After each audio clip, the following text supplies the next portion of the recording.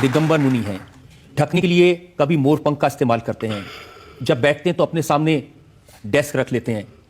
जब इतनी सारी चीजें कवर करने के लिए रखते हैं, अगर एक लंगोट पहन लेते तो क्या बिगड़ जाता है? नहीं, लंगोट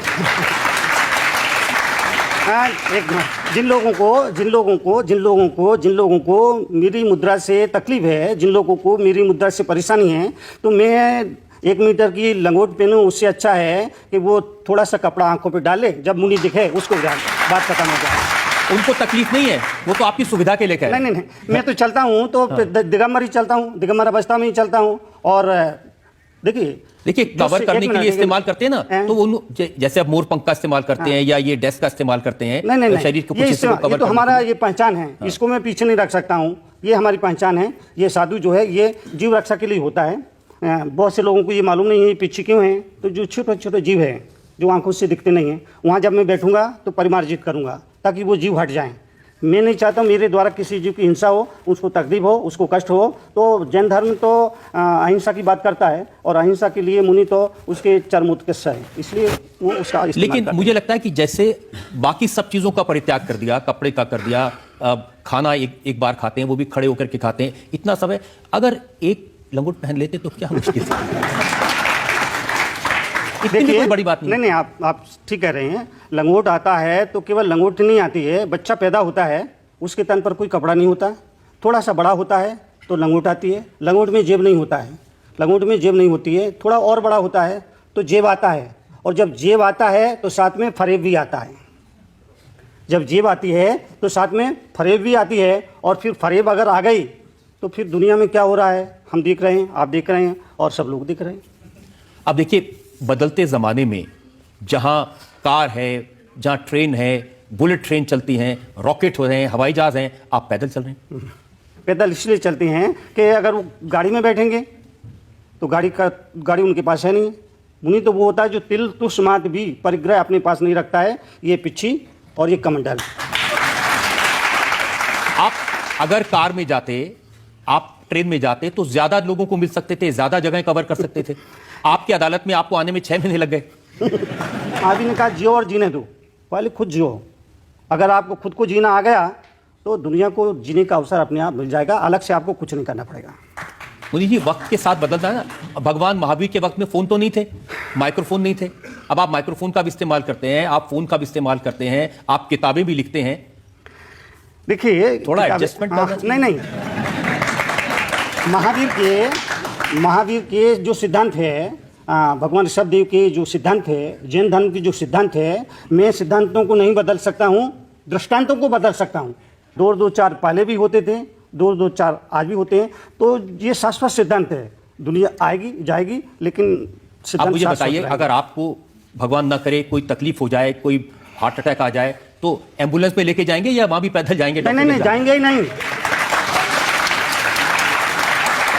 अगर ऐसा कुछ होता है तो जैन मुनि अस्पताल में एडमिट नहीं होता है, वो जाता ही नहीं है, कभी दवाई नहीं लेगा, कोई इंजेक्शन नहीं लेगा, फला नहीं लेगा, ढिला नहीं लेगा, वो जाएगा ही नहीं। पैदल एम्बुलेंस की तो सवाल ही नहीं उठता, वो जाएगा ही नहीं। ऐसे भी हमने मुनि देखे हैं जो हवाई जहाज का इस्तेमाल करते हैं, हेलीकॉप्टर का इस्तेमाल करते हैं। वो महावीर का मार्ग नहीं है, वो महावीर का मार्ग नहीं है, वो अपवाद मार्ग है। महावीर का मार्ग जो असली है, महावीर वो राजकुमार थे, महावीर राजकुमार थे, राजपुत्र थे, लेकिन एक समय उनको बैराग आया और उन्होंने सब कुछ छोड़ दिया। एक बात याद रखना चाहिए, महावीर ने कहा कुछ पाना है कुछ छोड़ो, कुछ पाना है कुछ छोड़ो, बहुत कुछ पाना है बहुत कुछ छोड़ो, पर सब कुछ पाना है तो सब कुछ छोड़ो।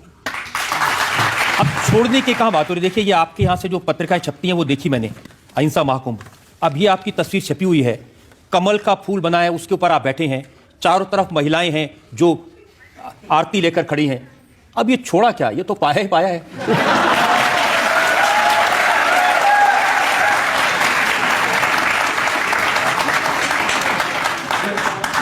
मंजिल मिले ना मिले, मंजिल मिले ना मिले, ये मुकद्दर की बात है। हम कोशिश ही ना करें, ये तो गलत बात है। तो पाया ही पाया, आप कह रहे हैं कि पाया ही पाया है, लेकिन ये जो व्यवस्था आपने मुझे बताई, ये व्यवस्था समाज करता है, वो व्यवस्था देखता। यहाँ पर मैं बैठा, ये आसन लाया गया, ये चौकी लाई गई, तो ये समाज का काम है। वो आदर देता है, सम्मान देता है। ये समाज की ड्यूटी है। मुझे तो नीचे बैठने की ज़रूरत पड़े तो नीचे भी बैठ जाऊँगा, ऊपर बैठने की ज़रूरत होगी ऊपर सिंहासन पर सिर्फ इसलिए बैठना पड़ता है कि वो मजबूरी है। लाइट चली जाती है तो दीपक जलाते हैं और दीपक को ऊंचे स्थान पर रखते हैं, इसलिए रखते हैं कि उसकी रोशनी चारों तरफ फैले। संत भी गुरु भी मुनि भी जलते हुए दीपक है, उनको ऊंचे आसन पर इसलिए बिठाते हैं कि उस समाज पे रोशनी फैले, पूरे समाज पे उनका प्रकाश की किरण फैले।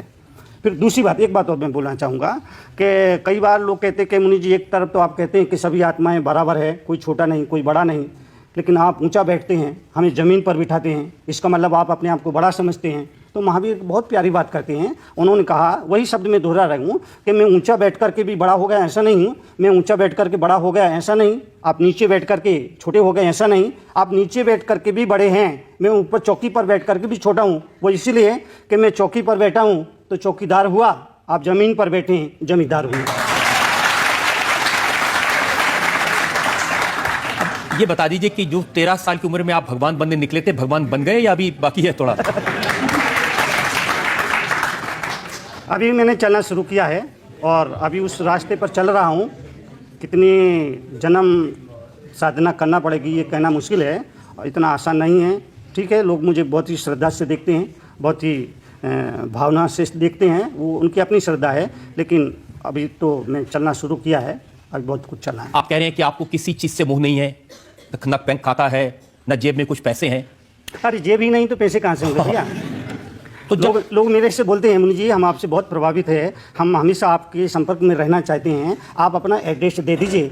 तो मैं कहता हूँ भैया जिस आदमी की ड्रेस ही नहीं उसका एड्रेस कहाँ से होगा?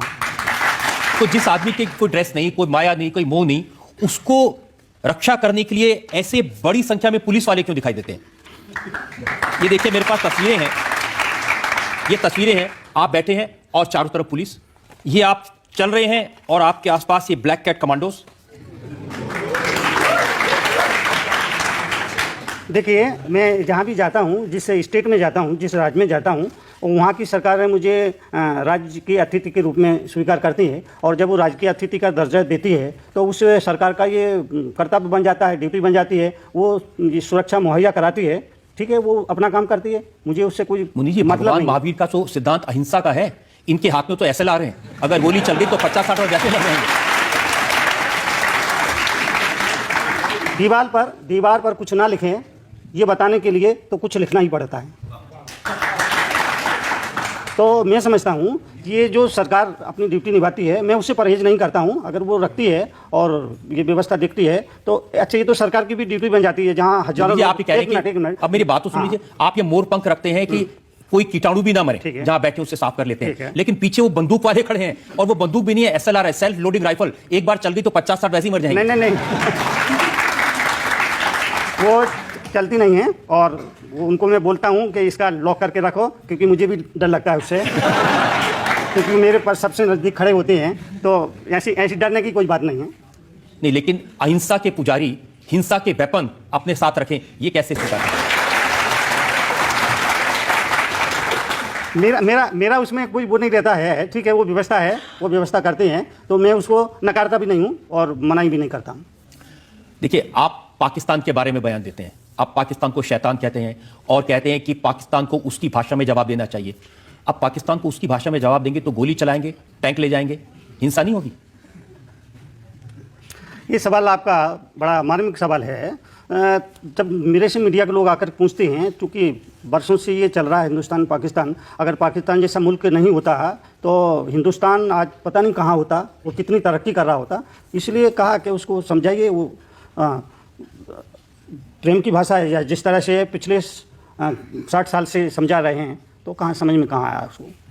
लेकिन अगर जैन मुनि भी प्रेम की भाषा छोड़ के बंदूक की भाषा करेंगे तो अहिंसा की बात कौन करेगा? नहीं, बात नहीं कर रहा। तो मीडिया ने मेरे से सवाल किया तो मैंने कहा भाई इसका तो ये है कि वो उसको उस भाषा में समझाइए। कहते ना, कुत्ते की पूंछ 12 साल तक पोंगरी में डालो, निकालो तो टेढ़ी की टेढ़ी।